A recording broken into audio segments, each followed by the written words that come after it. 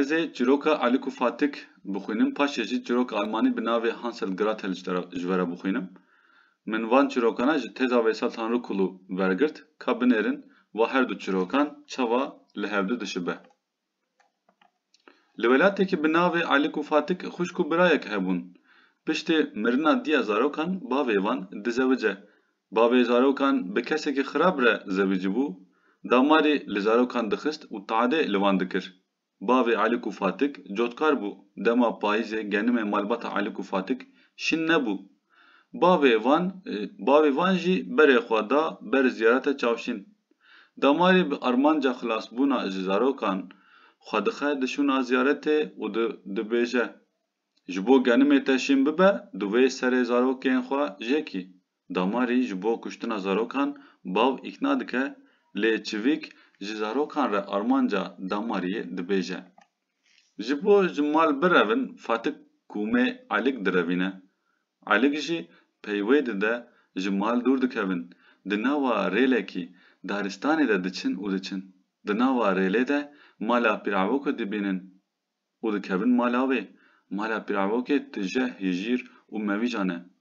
Pîravok cadû ji bo xwarinê wan digire. Alik û Fatik pîrê dixapînin û Pîravok di nav ava kelandî de dimre.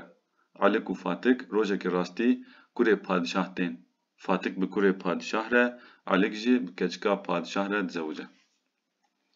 Min ev çîroka kin xwend ji we re, niha em ê çîroka Hansel Gretel bixwînin. Li welatekî bi navê Hansel û Gretel xwişkek û birayek hebûn. Ew malbatekê feqîr bûn. Bavê wan ezingvan bû. Piştî diya zarokan dimire û bavê wan dîsa dizewice. Jin bav damarî zarok nedixwastin û dixwast ku zarokan ji malê dûr bixe. Bavê zarokan bi îsrarkirina jin bav damarî nêçar dimîne. Zarok axaftina jin bav û bavê xwe guhdar dikin. Hansel bi şev kevirên zaxil xîç kom dike, dixe bêrîka xwe. Jin bav serê sibê zarok ji xew şiyar dike û bi bavê wan re dişîne daristanê.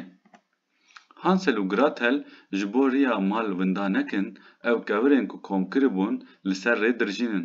Bav zarokan li daristanê dihêle û diçe. Dema dibe şev, zarok ditirsin, bi şopa keviran xwe digînin malê. Sibehtîrên dîsa ji mal derdikevin.